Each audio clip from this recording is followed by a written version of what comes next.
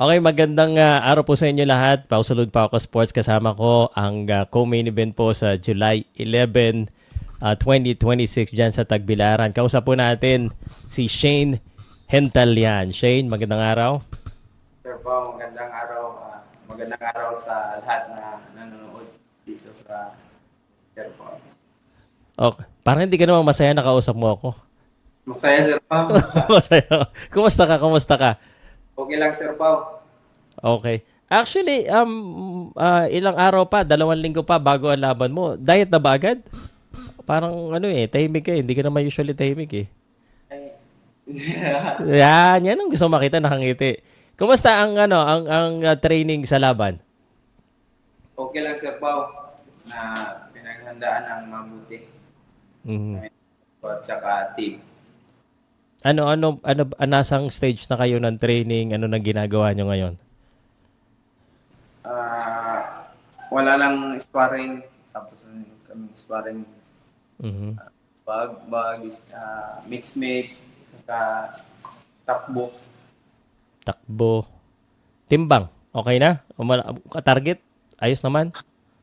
Ayos naman, Sir Pao. Ano ba yung timbang na lalabanan mo at ilang rounds? 108, tsaka 10 rounds. 108, 10 rounds. May title ba to? Wala, Sir Pao. Ng title. Wala. Oh, teka, non-title. Tapos co-main event ka. Bakit? Sir Pao. Baka dahil taga-ibang bansa yung kalaban ko. Mm. Sino ba yung kalaban mo? Si Chow Pang Song, taga-China. Xiao Kang Song. Chow Pang Alam mo kung Song. anong record nito? Anong kalaban mo? Opo, Sir Pao. 6 wins, 3 loss. 6 wins, 3 loss. At napanood mo na siya anong klaseng boksingero tong kalaban mo? Hindi ko pa napanood, Sir Pao, kasi wala video sa kanya. Walang video? Wala. Oh, pero from China. Opo. Nakita ko yung mga lalaban din dito. Mga sikat din. Sina Leonard Porres, sina Akailar, sina Raymar Tagacano, Christian Balunan. Tapos ikaw ang co-main event. Bakit dapat ikaw ang co-main event sa tingin mo? Sa tingin ko baka kasi ibang lahi. Ibang lahi. Hindi dahil ikaw ang pinaka-pogi sa lahat. Hindi, Sir Pao. Sino ba po pinaka-pogi sa inyo? Baka si Akailar, Sa Akailar. Sino pinakamalakas? silang lahat malakas. ikaw hindi. Paano ka mananalo niyan? Ano bang klaseng laban ang i-expect natin sa laban mo against China? Grabe, China pala kalaban natin. Anong mangyayari sa laban nyo? Siguro sa ibabaw ng ring kasi hindi ko nakita yung mga video sa kanya. Walang video. Kita Pero ko ikaw, lang. syempre, yung mga tao, gusto nilang makilala. Ano bang klaseng laban ang ipinapakita mo sa ibabaw ng lona? Kita ko yung lakas saka yung training namin sa dito sa Pimay sa camp namin.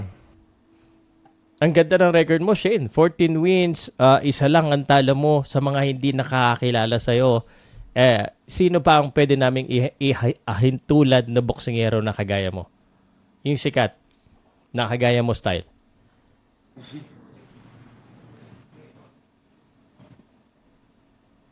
Imposibleng wala. Siyempre, may mga boksingero, may iniidolo yan, may mga ginagaya yan. Sino ba kagaya mong boksingero? Wala pong Wala? Ikaw ang nag-iisa? Oh. Okay. Sino ba ang trainer mo? Sino ang nagtuturo sa iyo at sino nagpe-prepare sa iyo dito sa laban na to? Alright, yung tumutulong sa iyo sa training mo, pinsan mo? Opo, Sir Pao. Si Coach Kenneth Paul Hindalian. Okay. Parang ito maangas tong coach mo eh. Pero hindi na ano na sa'yo, nalipat sa'yo ang kaangasan niya. Hindi, Sir Pao. Maangas Hindi. yun. Hmm? Maangas. Naangas eh. Wala sa anong tip niya sa'yo? Wala ba siya yung sinasabing tip pag sa interview? Kasi ano yan eh, may charisma yan eh. Wala, Sir Pao. Wala. Next time, hingi ka ng tip sa kanya pag i-interviewin ka. Pero ito, Ah, seryoso. next time, sir. Nag-iisa lang yung talo mo, ha? Opo, Sir. Paano ka ba natalo doon sa laban na yun? Natalo ako dahil na-down ako 10 rounds. 1 seconds lang yun. Pero pag Mm. natapos yung round, parang panalo ako nun. Kasi nakita ko yung scorecard na lamang-lamang ako. Mhm. Anong natutunan mo doon sa laban na yun? Marami kong natutunan, Sir Pao. Bigyan mo ko ng isa o dalawa man lang para hindi ka na matalo uli. Ah, sana, hindi na sana binuhos ko yung lakas ko sa 10 rounds kasi pag-box agad. Mm. Binuhos Bakit? ko. Nanggigil ka ba? Gusto mo nang pabaksakin yung kalaban? Hindi naman, parang naganahan lang ako pero hindi. Kasi pag WBC kasi yun na yung score Mm. every 4 rounds i-announce. Saka alam Mm. mong sayang. Nagkumpiyansa ka. Opo, no, mensa ako. Naganahan ka eh, sabi mo eh. Ganahan ako kasi parang bumalik yung mga lakas niya. Mm. So, dapat nag-play safe ka na lang, gano'n. Sa bandang uli kasi Opo, naman ka na. opo, Sir Pao. Nung pagkatapos ng talo mo na yun, Shane, anong nasa isip mo? Anong nangyari? Anong ginawa mo? Kasi una mo yun eh. Opo, doon lang sa bahay, kasi parang saktan ako pa sa patalo kasi panalo na sana natalo pa. Yun na nga, no? Pinakamasakit na talo eh yung panalo na sana. Opo, Sir Pao. Alam mo ba na yung tumalo sa'yo ay from China rin? From Opo, Sir China? Pao. At ang mga kalaban mo ngayon ay galing din sa China. Medyo may kababa dahil ang tumalo sa'yo ay taga-China at ito na naman, taga-China na naman ang lalaban sa'yo. Walang kaba, Sir Pao, kasi alam ko na mga China, mga fighter yan. Oh. Okay. May extra motivation ba na makabawi ka against China? Kasi Chinese tong kalaban mo eh. Iba ba feeling? Kasi alam ko, nanalo ka na sa mga sunod-sunod na laban mo after nung pagkatalo mo. Pero ito, Chinese sa mga kalaban mo. Opo, Sir Pao, kasi unang akyat ko yung sa timbang 108 kasi yun unang unang laban ko sa Mm. pagkatalo. Kaya, tapos ngayon, andito na ako sa 108. Kaya-kaya Mm. na. Kayang-kaya na. Ubagan, medyo nahirapan ka na rin sa timbang mo sa 105. Hindi naman, Sir Pao. Hindi naman. Yung, yung una kong laban, pagkatalo ko 108, yung first time kong lumaban Mm. ako. Kasi bumalik ka ulit eh. After nung pagkatalo mo, no, bumalik ka sa 105. Tapos ngayon 108. Opo, Sir. Ano ba talagang target mo na division moving forward? Putol-putol.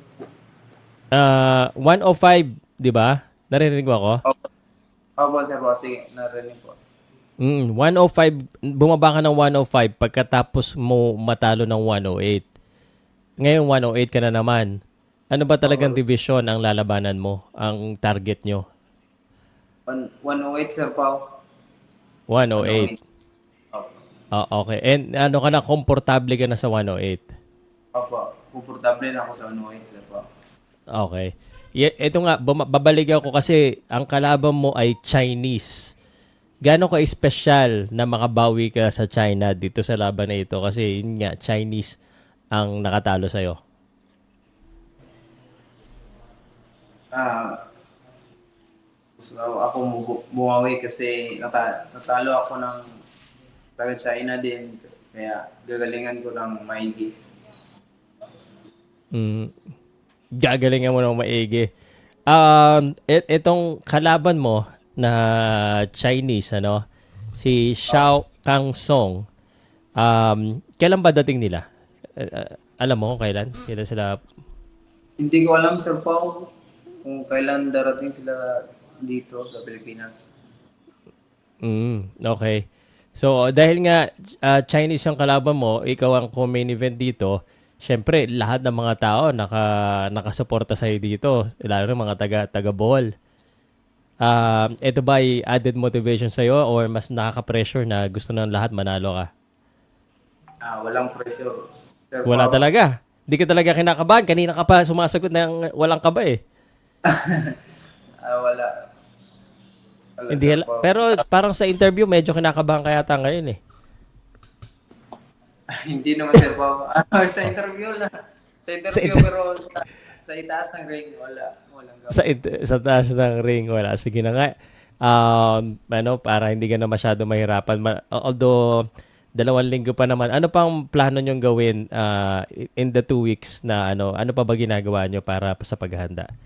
More on jogging na lang, ano na lang ang kulang? Sa bagging, mates, saka Mhm. pag mga teknik-teknik, paano siguro yun, kasi Mm. wala kasi yung video, kaya hindi Oo, na rin, mahirap. opo.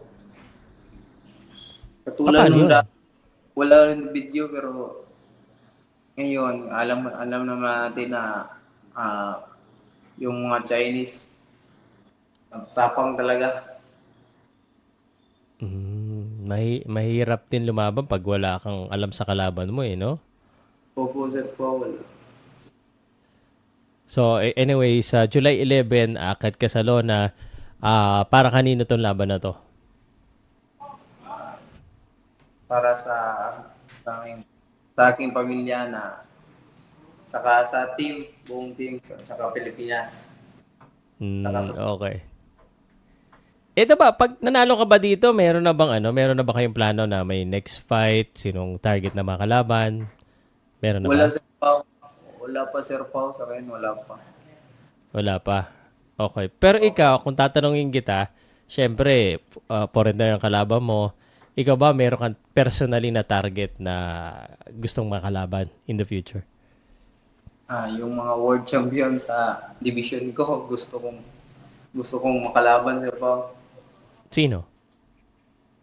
Si Iwata, katulad ng Iwata. Puro Japan ha. Gusto mo talaga makapunta ng Japan ha. Yung Iwata ang gusto mong makalaban. Wala yung, ano po sir Pao? Yung Iwata ang gusto mong makalaban. Hindi Si marinig. Iwata. Papa. Okay. Siya sige. At mukhang sumusuko na yung yung internet eh. Baka may gusto ka na lang may gusto kang pasalamatan, i-shoutout at imbitahan mo sila na panoodin ka sa July 11. Unang-una, napasalamat ako sa Panginoong Diyos kasi binigyan ako ng ganitong talento, lakas, saka yung mga pamilya ko po, salamat sa kanyang suporta mula bata hanggang ngayon. Saka yung manager, promoter namin nga si Attorney Floricel at Chavez Pudot. Maraming salamat sir sa binigay mong pagkakataon na makalaban ako ulit. Saka yung sports coordinator namin na si Itzer Borlas. Salamat sir. Saka yung mga coaches namin, mga team, mga sparring partner ko. Salamat sa kanilang lahat. Salamat sa pagbigay ng aking sa sparring partner. Saka sa Bohol, ah, maraming salamat. Ngayong darating ng July, suportahan nyo kami sa darating ng July 11, 2026 doon sa Ichinyo Burger Gym. Sana manood kayo lahat kasi magandang laban to. Okay. Salamat Maraming, Shane. Salamat. Pero pa? maraming salamat din, Sir Pao. sa Okay. career. Pagdating ko dyan, interview kita ulit, ha? Okay. Salamat, Shane. Salamat Ah, Sir Pao.